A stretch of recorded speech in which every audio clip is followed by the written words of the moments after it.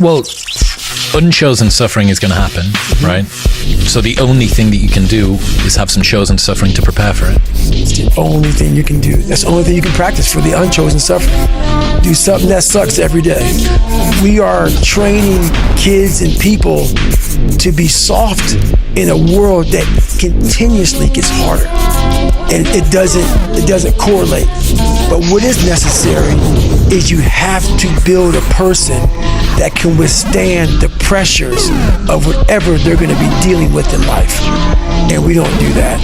I'm not trying to send a message of run 200 miles, be the baddest motherfucker in the world. But be tough. Better have a part about you that's tough, a part about you that can break down situations and get better. And break down situations very quickly within some trauma in your life, some devastation in your life, because it's going to come.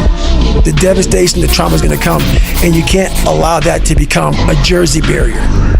It can't be a Jersey barrier. It has to be stuff that you can maneuver through very quickly and move forward. That takes a lot of toughness. Like, for instance, let's say you have no races. Let's say you have no classes, no nothing.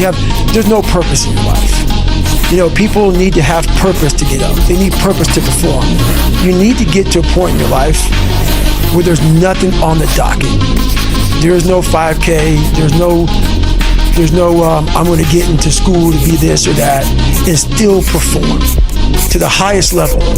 Because what people don't get is one day that thing's going to come up. And if you're not constantly performing without purpose, you're not going to be ready when the time comes. It's this magical thing, purpose, that we're all looking for. But what's funny about it all is that we need these things to perform. But we don't take a second to realize the purpose is always there. The purpose never leaves us, because the very purpose is you. You are always the purpose. There may be another purpose, like being a SEAL or going to college or whatever, but the main purpose in life is you. So if you wake up in the morning and you don't want to do something, you don't care enough about yourself. And that's what you need to really research is, man, why am I not doing this for myself? Because that is the number one purpose in life, is to better oneself. So that's the only purpose I need. So the reason I get up every day, even though there's no race or there's no school, there's nothing in front of me, is because I have pride in myself. But where do you go to? You wake up on a morning, it's cold, it's wet, it's dark, you've got no cartilage in your knee, you've got shorts, whatever it is that's the issue today. Keep talking. You've got these problems, right? I need you to keep talking about what you were just saying. It's warm on the couch. Your missus says stay in bed. It's comfy, it's cozy. You've got work later on. You had an argument last night. You're slightly hungover. Because I know every mother ain't going to do what I'm going to do. That's how you level up. I know there's a whole bunch of people with that right there. That fires me up. That makes me feel happy, what you just said. That brings joy to my life right there. Why? Because I know there's so many people that have the ability and just refuse to get off that couch. Refuse to study a few more hours. Refuse to go deeper, to go further. And that's where I gain the advantage. It's so easy to be great nowadays, my friend, because most people are weak. Most people don't want to go to that extra mile. Most people don't want to find that extra because it sucks. It's miserable. It's lonely. You talked about that you were kind of, lonely by yourself. I was the same way.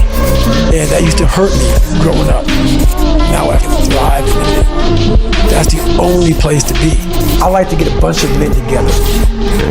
Men that are the hardest of the hard. And I want to be with these men. And I want to see them suffer. Because I'm suffering right along with you, but I want to see me get through it. I want to see what you're made of.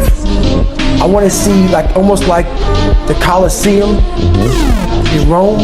The only way to see who the baddest motherfucker is to suffer. You can't do it by writing a paper. So let's go. Because why? What I found out through my life was I thought of myself as some weak little kid. And what I found out, and the only message I want to get across to people is, once you change one thing, your mindset, you can attack everything. And I find it fascinating. I'm fascinated. Because I'll be in these moments. I put these guys on some fucking pedestal. Yeah. Which people do with you. They do with me, and they shouldn't.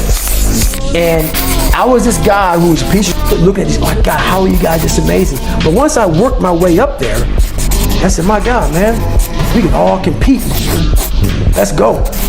So, do I like suffering? I like suffering in the way that is competitive, that brings out the absolute best in me and in everybody else.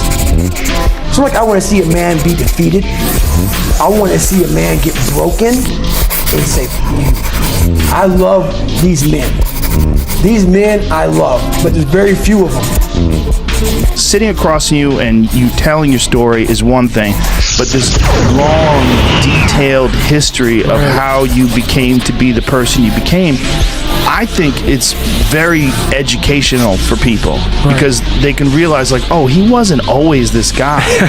This is what's up about people. Like, you see a guy who's like you who runs, I mean, how many ultra marathons did you run in a row? You ran some insane number. I think it was, I ran 800s in 8 weekends in a row.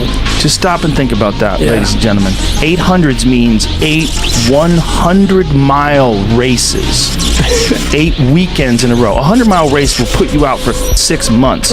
You know, and you ran 8 of them. It was nuts. You think about a person like that, you think of them as in this like static, fully formed version.